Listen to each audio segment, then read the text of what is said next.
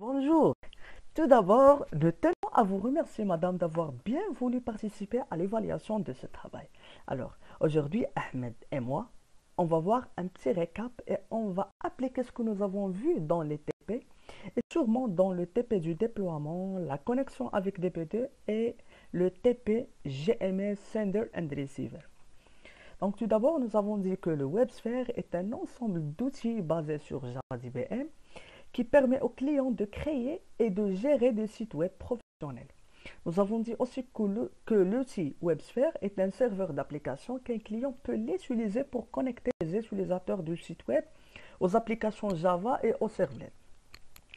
Donc maintenant, on va commencer par le premier TP. Le premier TP, c'est le TP de la connexion DB2. Donc l'objectif de ce TP est d'utiliser et configurer le DB2 dans une application web en Java. Alors, dans ce TP, nous avons commencé par l'installation du DB2. Après, nous allons créer une base de données DB test. Donc, dans notre cas, nous avons déjà créé une base de données DB test. Donc, maintenant, on passe directement à l'activation de la base de données en utilisant la commande activer DB test. DB test, c'est le nom de notre base de données. Par la suite, on passe à la connexion de cette base de données en exécutant la commande connect to DB.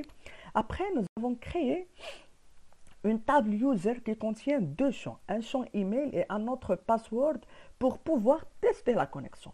Donc, pour voir les champs de cette table en utilisant la commande describe table user qui permet de décrire la table. Donc, dans notre table, on a deux champs, un champ email et un champ password.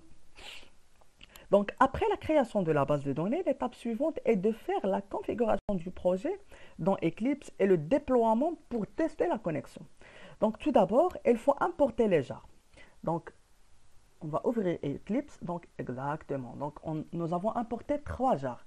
Le premier jar, c'est db2gcc-licence-cu. Et on a un deuxième jar, c'est le db2gcc.jar et db2gcc4.jar. Donc maintenant, on va voir le code. Dans le code, on précise tout d'abord le driver, voilà, le driver, et le lien de notre base de données. Dans notre cas, le nom de la base de données, c'est dbtest. Après, il faut déterminer quelques paramètres, par exemple, user, c'est le login, et un password. Après, on fait la connexion. Donc ici, nous avons fait des tests de connexion pour vérifier la connexion. Après tout ça, on génère un WAR. Donc, dans notre cas, nous avons déjà généré notre WAR, c'est connexion DB2. Et nous allons faire la configuration d'un pool de connexion sous WAS et l'utilisation de l'API GND.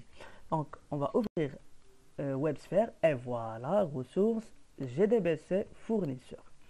Donc, nous avons choisi DB2 Universal GDBC Driver Provider comme un type de fournisseur et nous avons donné un nom à notre source de données. Donc le nom de notre source de données, c'est DB2 Data Source.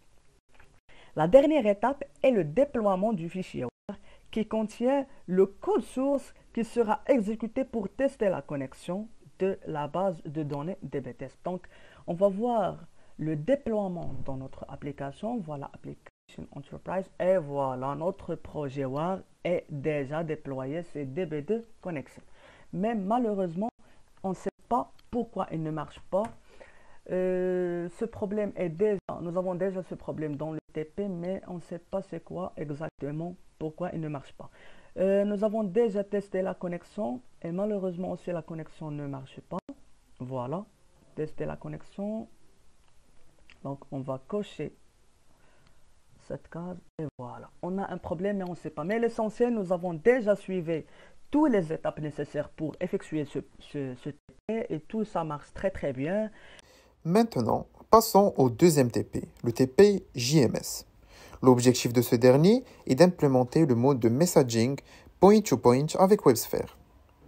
Dans ce TP, nous allons commencer par la création du service bus que nous allons baptiser bus test. Après, nous allons assigner ce dernier au profil WAS. L'étape suivante, c'est la création de la destination que nous allons nommer MyQueue. La dernière étape de configuration dans WebSphere, c'est la création de la fabrique de connexion. Simple JMS dans notre cas. Après tout ça, nous allons créer deux projets, un pour le sender et l'autre pour le receiver. Commençons par le sender. Nous allons ouvrir Eclipse, mais avant toute chose, il nous faut importer les différents jars nécessaires pour lancer le projet, comme par exemple com.ibm.mq.commentservice ou mq.jar, etc. Nous avons importé tous les jars dont nous aurons besoin. Nous allons maintenant créer le code du sender pour envoyer. Après la création du projet, nous allons générer le WAR du sender. Le voici. Maintenant, on passe à son déploiement. Nous allons appliquer ces différentes étapes au receiver. La génération du WAR et son déploiement. Il ne reste plus qu'à tester l'envoi et la réception par le receiver. Malheureusement, comme le TP précédent, nous n'avons pas pu retrouver l'erreur, mais nous avons essayé d'appliquer les différentes configurations et étapes du TP. Mais nous n'avons pas pu retrouver le problème exact.